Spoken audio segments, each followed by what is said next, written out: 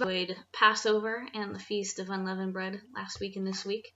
Last Sabbath was a special Torah portion, so we didn't go through the normal Torah cycle. There was a special reading for Passover. So this week we're back on track with the regular cycle, and we're in the Torah portion called Shemini, which means eighth, and that is encompasses Leviticus chapter 9, verse 1 through 11:46. So that's all of chapter 9, 10, and 11. And if you remember from 2 weeks ago when we were discussing the Torah portions, what was happening is the setting apart of Aaron and his sons for the priesthood and for officiating in the sanctuary and for doing the sacrifices, etc., etc. And there was a 7-day process they had to go through the same set of sacrifices and anointing every day. This is the 8th day, hence why it's called Shemini, and this is where everything is going to kind of converge in one spot and come together. And what happens is there is a set of offerings offered for the priests as well as for the people. And the reason why this is going to happen is because Yahweh then will appear. This is stated in both verse 4 and 6. So I'm just going to read chapter 9, verse 4. It says, it's explaining what the offering should be. An ox and a ram for an offering of well-being to sacrifice before Yahweh, and a meal offering with oil mixed in. For today Yahweh will appear to you. And in verse 6, it says it again. Moses said, this is what Yahweh has commanded that you do, that the presence of Yahweh may appear to you. And this set of verses could be curious because it's also said in Scripture multiple times that no man shall behold Yahweh or see him, look at his face. There's a lot of different interpretations of that. And here it sounds like they're going to see him. And what I would argue is that what they're beholding isn't necessarily a physical form, it's his glory. In fact, if you look at the Hebrew word for the presence of Yahweh, which is stated in verse 6, it means, it's kabod in Hebrew, and it means glory, honor, and reputation. And what actually happens at the end of all this is the fire comes down from Yahweh and it consumes the sacrifices on the altar. So in this case, it's not the priest doing it, but it's Yahweh himself who's sending the fire down. And I believe that's what the people were preparing to behold. And it says, and I probably would do this too if I saw it, but at the end of the chapter it says, all the people saw and shouted and fell on their faces. Chapter 10, we open with the story that has been confusing to many for ever, I guess. There's, again, with this one, a lot of different interpretations, but this is the death of Aaron's 2 sons, who were literally just anointed to become priests, and they already messed it up. So this is my interpretation based on what I see in Scripture. And the interpretation that I have is, this is something that was extracurricular, if you will. It was not commanded by Yahweh as part of this really specific set of ceremonial sacrifices happening for a period of days to set them apart, to set apart the people of Israel, and prepare them for residing in Yahweh's presence without dying, because that's the whole point of the tabernacle, that Yahweh may dwell among us, and we can be in his presence as we were in the garden, as it was originally intended to be. And if you see, it says, Nadab and Abihu each took his fire pan, put fire in it, and laid incense on it, and they offered before Yahweh alien fire. Fire came forth from Yahweh and consumed them. Now, this is exactly what happened with what just happened, what the people just saw. Fire came forth from Yahweh and consumed the sacrifices. It would be the burnt offering, the fat parts of that were on the altar. Here, fire also comes forth from Yahweh. But instead of consuming the incense or the offering, it's consuming the people who offered it because they weren't commanded to do so. This wasn't part of the process, and this is a really serious process. So serious, in fact, that after the death, Aaron is commanded not to leave because he's still in the middle of his process of becoming anointed to be a priest. If he tears his garments in grief, and if he leaves, it's all over. He'll die too. And so they really messed up the whole order of things and the way that Yahweh was commanding things should be done. And if you look up this word for that's been translated in this translation as alien, in other translations maybe translated as strange, it's zur.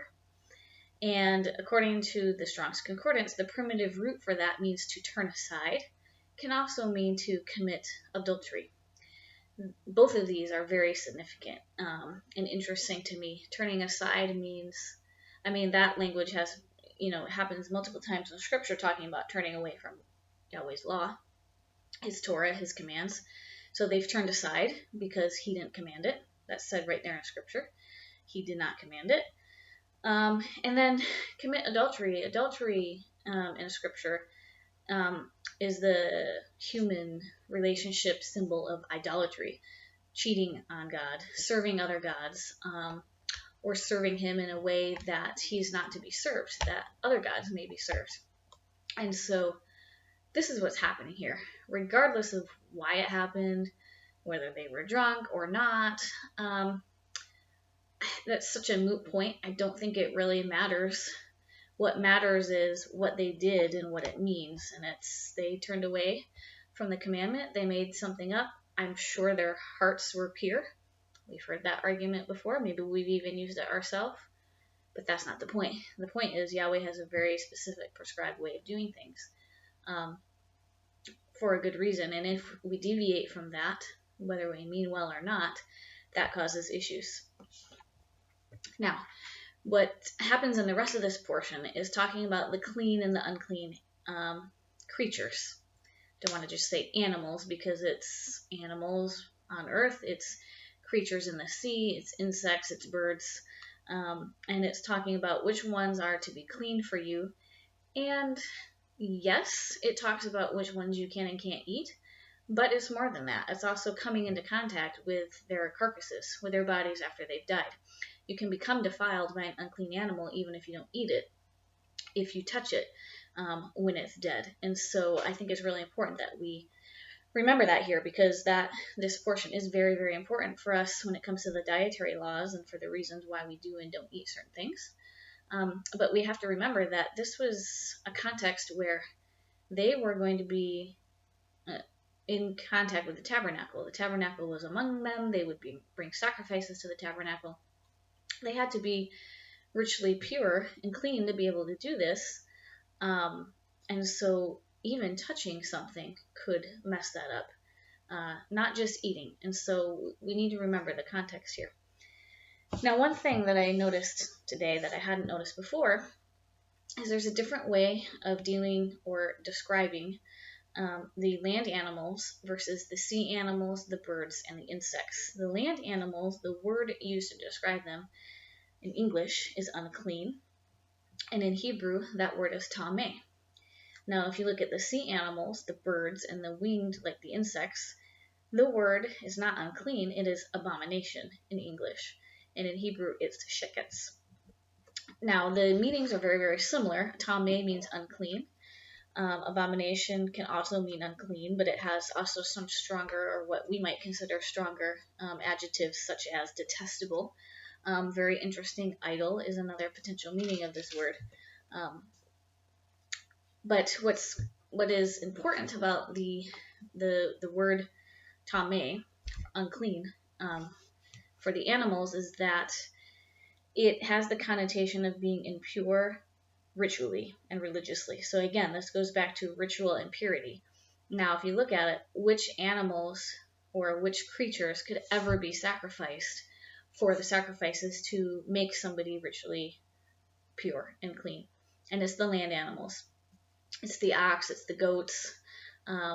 You do have the birds in some cases, so I'm not quite sure, that happens with people who don't have enough money to pay for the regular sacrifice, but the sacrifice as it should be given is land animals. And so I think that's why there's that important distinction between the words that are used here, with tameh being used only for the land animals and sheketz, abomination, being used for the rest. Either way, you eat them, you touch their carcasses, you are unclean. And there's just no other way to say it, and that's effective today as it was then. And that's why there are certain animals that I don't eat. And there are a lot of, there are some scientific reasons that people have found that prove, hey, not eating those animals is better for you, etc., etc. But scientific though it may be, the meaning is much, much deeper than that. And it has spiritual significance. It has significance for our ability to come into Yahweh's presence. And that is way more than any potential scientific or health reason.